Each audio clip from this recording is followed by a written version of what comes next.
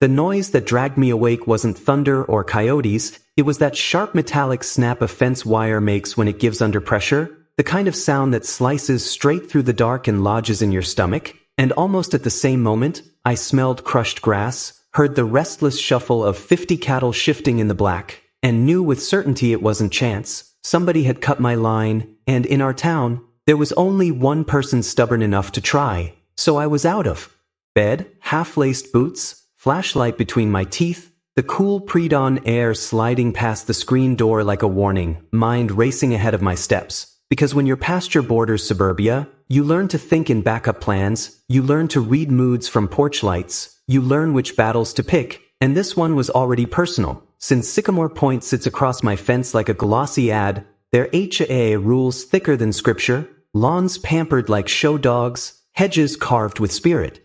Levels, and leading the charge is their board president, Brittany Halford, who treats property values like holy law, and herself as both preacher and sheriff. And though my land has never belonged to their HOA, our deed stretches back 3 families and a dairy that once shipped by rail. Brittany talks as though maps are flexible, my fence line an insult, and 2 weeks before, she had stood on my gravel drive, in her monogram jacket, telling me my rustic look was disruptive and my fencing might not meet standards. And I told her my herd was fine behind a barrier older than her McMansion, and she smiled that smile people wear when they've already decided on a workaround. So when I reached the break, it was obvious, clean cut, tails tied, no sag from age, and glinting in the dew lay orange-handled bolt cutters like a dropped confession, and behind me came the sound that will always make me laugh. 50 hungry bovines discovering Brittany's manicured emerald carpet and imported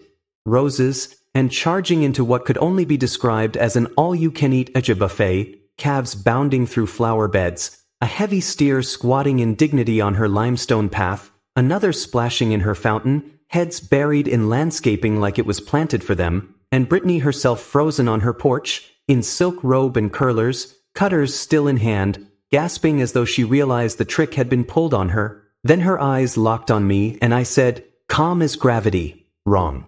Wire, Brittany. And when she shrieked at me to get them out, waving her arms, the cows took it as permission to chew slower, and I told her they were in until someone cut them out, nodding toward the cutters at her feet, which she tried to kick into the grass, then playing her favorite card, authority, declaring my animals were trespassing, and I'd pay for every blade, and I laughed, because some irony is too perfect, and the thing with Brittany is, she believes rules bend for righteous people. And she counts herself righteous by default, but neighbors were waking, porch lights glowing, curtains twitching, phones recording, and Mr. Dugan, old veteran in his cap, stepped onto his stoop and hollered, "Guess the grass really is greener," and laughter rolled through Sycamore Point, shredding Brittany's composure, until a sheriff's cruiser slid up, painting the scene in red and blue, Deputy Ray stepping out, eyes flicking from sagging wire, to bolt cutters, to cows munching on a Lexus brochure. And when Brittany pointed at me, screaming negligence, Ray bagged the cutters, and gave me a look that said, hang tight, this'll right itself, and by mid-morning the cows were rounded, a quick splice holding until I dug new posts, and taped to my mailbox was a crisp envelope, Sycamore letterhead, my name botched, demanding a $5,000 fee, and a disciplinary hearing, which was HOA speak for pay for the buffet you didn't serve, and I laughed, because my parcel sits outside their charter. But Brittany craves a stage, so I bought heavier gauge wire, deeper posts, rebuilt with yellow warning signs, private property, do not cut, hammering with a little extra rhythm, and though I hadn't planned on attending, I went anyway, boots and clean flannel, sat quiet while she banged her gavel, and read my name 6 times, and Community 12, and when she paused, I raised my hand, told them tiny technicality, I'm not in your HOA, and the room shifted, the morning jogger muttering. Technically his parcel's outside, her smile tightening like a weather map before a cold front, but she pressed on, accusing me of endangerment, and I reminded her she cut the fence in front of a deputy, asked if he should testify, the silence thick enough to hear the AC click, she banged the gavel to adjourn with counsel, I said I'd bring mine, and neighbors who enjoyed last night's lawn show, laughter bubbling, control slipping, so that evening I posted politely in neighborhood group, herd secure, fence compromised by unknown party, report filed, thanks to helpers. And let the community do what it does when truth shows up with receipts. Within an hour, comments poured in, videos of cows and roses, Brittany shrieking, cutters in grass, memes of my bull with free lawn service, and by sundown her profile vanished. 2 mornings later, vinyl panels arrived for her new glossy fence. She crossed her arms like checkmate, but I know cows and I know vinyl, and the first pop sounded like a knuckle crack. As a heifer scratched,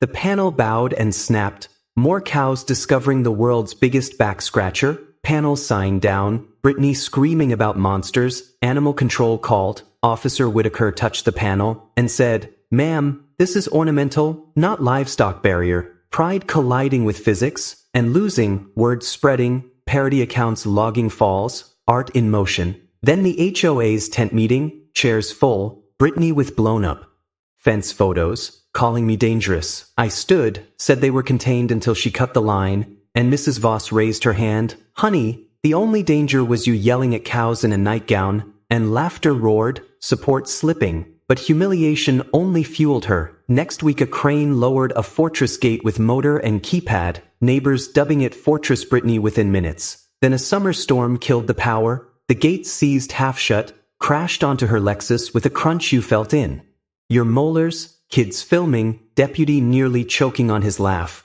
The car now branded with a steel kiss, and soon came the lawsuit, emotional distress, destruction, ridicule. She wanted 50 grand. My lawyer Burnham in his wrinkled suit faced her polished litigator and binders. They paraded mangled fence photos, but Nate read Deputy Calder's report, detailing who held the cutters, then dropped those orange-handled cutters on the table with a clatter. The bailiff grinning, Dugan testified about the nightgown opera, Voss about the HOA mess, Toe Man about the gate tug-of-war, and the judge dismissed her claims, awarded me fees, neighbors shaking my hand like I'd won the fair's pie contest, but wounded pride hunts, and soon I found blue pellets tossed inside my fence, my stomach cold, bait, bagged and sampled, everyone knowing the only suspect, but proof is slow, so I played long game, hid cameras, wired tamper spots, set decoy salt blocks with harmless dye, and 3 nights later, my phone buzzed at 2 a.m.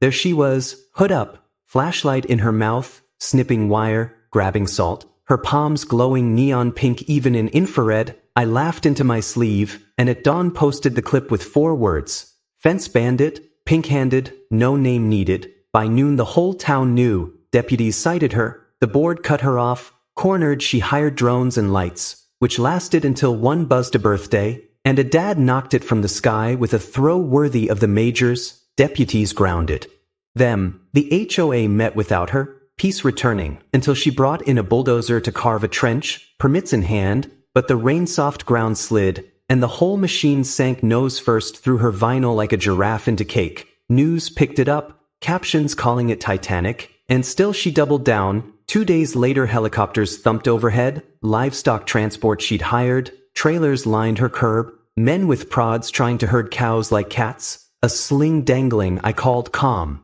Careful, Brittany, not your cows. But she shouted they were a menace. Today they were gone, and cows don't respect clipboards, they respect patience. So within minutes a bull sent a worker scrambling, the herd folding back. The pilot dropped the sling, snagged her steel gate instead, lifted it like a trophy, then panicked and dropped it onto her Lexus again, the crunch echoing to my porch, kids cheering, a cow mooing like applause, deputies arriving, contractors retreating, herd grazing peacefully, and that afternoon the HOA removed her as president, apologized to all, and next morning she held a press conference, calling herself victim of reckless agrarians, and halfway through a heifer leaned into the mic with a moo that broke the camera crew. By supper she was national comedy. Life for me settled back to quiet. I set new posts, ran hot wire, neighbors brought beer, deputies calling out. Keeping it calm, Cole? And I said calm is my only trick. Folks think I won because the internet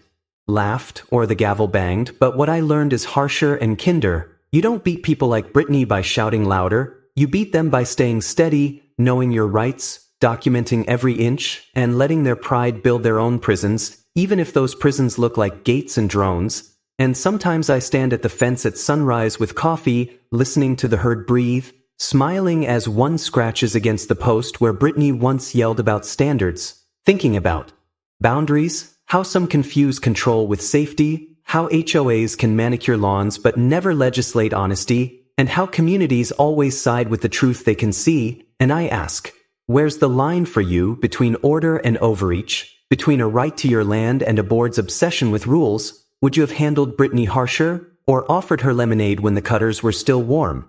Drop your thoughts in the comments. Tell me what justice looks like when a lawn, a fence, and 50 cows are in play. And if you've had your own cul-de-sac empire clash, share it. Because out here, the only thing that travels faster than rumor is the reminder we're neighbors first, and everything else after.